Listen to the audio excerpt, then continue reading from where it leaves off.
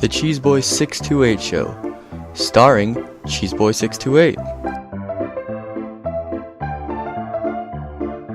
Hey YouTube, what's going on? This is Cheeseboy628 here today, giving you an OU tier Pokemon Showdown battle, and this is my first uploaded battle with 3D sprites. They're pretty cool, I'm digging them a lot, and just to clarify in case you guys were wondering, because I have seen some comments wondering why I haven't had 3D sprites on my battles and Showdown lives, that's just because I recorded those before they made the huge change, so I do have a couple more of those in the future. But let's just talk about this team preview real quick. Look at my opponent's freaking team. If that doesn't say Baton Pass, I don't know what does, and you guys know my opinion on Baton Pass. If you've been around for a little bit, I think it's the most broken piece of crap ever. Well, that along with some other forms of play, but we're not getting into that right now. Anyway, this is my buddy Careless Skate 88's legendary team consisting of Life Orb, B-Sharp, Adamant, Mega Medicham, Special Defensive Heatran, 4 attacks, Life Orb, Lando, Mixed Aegislash, and custom set on that Rotom Wash. So look at my opponent's team. Well, he can lead with Scolipede, and he's just going to have a huge advantage from there. I mean, he could be sashed, he could have lefty. Scolipede's pretty bulky on its own, unlike Ninjask, so he's going to have a pretty good time just getting up those speed boosts. I just hate that about this kind of team, and he just has every trick in the book to be able to make that Baton Pass successful. So let's see if I can prevent that. Let's see how this battle goes. So I'm going to start with my Aegislash here because I know a Shadow Ball with the Spooky Plate boost is going to do a ton to this Scolipede, hopefully. I mean, it does 2/3, so it's a decent amount, but he goes for the Swords Dance, and I'm kind of scared here about the EQ, but I've got to stay in case he tries to set up even more, because otherwise I'm in a bunch of trouble. And I don't go into my Heatran first because I know a Lava Plume will do a ton and all, but if he does carry EQ on that Scolipede, because I have seen that, then I could be in a ton of trouble.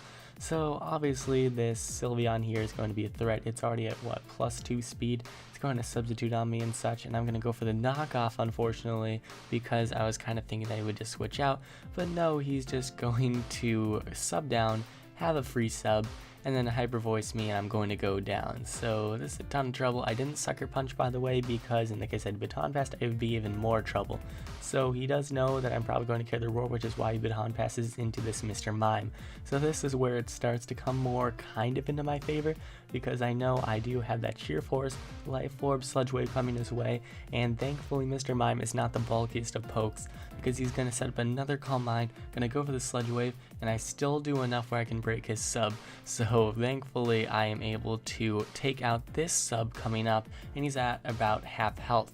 So I'm doing pretty decent. He can set up one more sub, or he can just go for the Calm Mind, of course. And so I'm going to go for the Sludge Wave, and it does 27%, so it's still enough to break his sub, but he does outspeed, so he can easily Baton Pass. And now he goes into his Gliscor, which I do predict go for the HP Ice, but it does not do nearly enough. So he's going to go for his Rocks here for whatever reason, and I'm going to go for the HP Ice. I don't get the crit, so he is going to be able to live this next one. And now he can just Baton Pass, and he goes into his Espeon. And I go for the Psychic on his incoming Espeon. I definitely wasn't expecting to come in, but I was thinking from the range I was at that I could have easily went for the Psychic and taken out that Gliscor and hit whatever came in case he did Baton Pass. Now here is huge. I was literally thinking to myself, just if I get a nice crit on the Shadow Sneak here, maybe I have a chance, and I actually get it. So because of that, I can Mega Evolve here, go for the Fake Out, and be able to take him out from that range. In the case that it didn't happen, I did have BP, so that would have definitely taken out, but nonetheless, he does bring in a Scolipede now, and I'm thinking, okay, there is no way I've got to let this thing set up. So he does actually carry the EQ, that's what I was worried about. But yes, I do go for the Rocks in case he tried Baton Passing or what have you.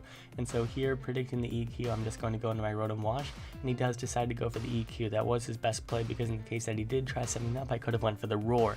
Now, he's going to switch out to his Sylveon, and I'm going to go for the Volt Switch. So now from here, the chain is practically useless because I just have Medicham. I can easily Fake Out, and then I can BP. I don't care about your speed boost, buddy.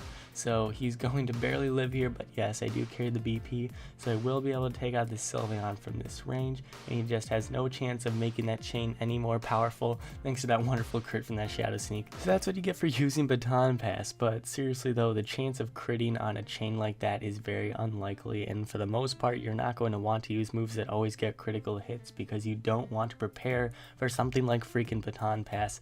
I do think it's broken. I occasionally upload these battles just because it's fun to see me luckily break the chain, but there are plenty of times where I get swept by this strategy. Quote unquote strategy. Anyway, thank you all for watching. Like, comment, 7, and until later, peace.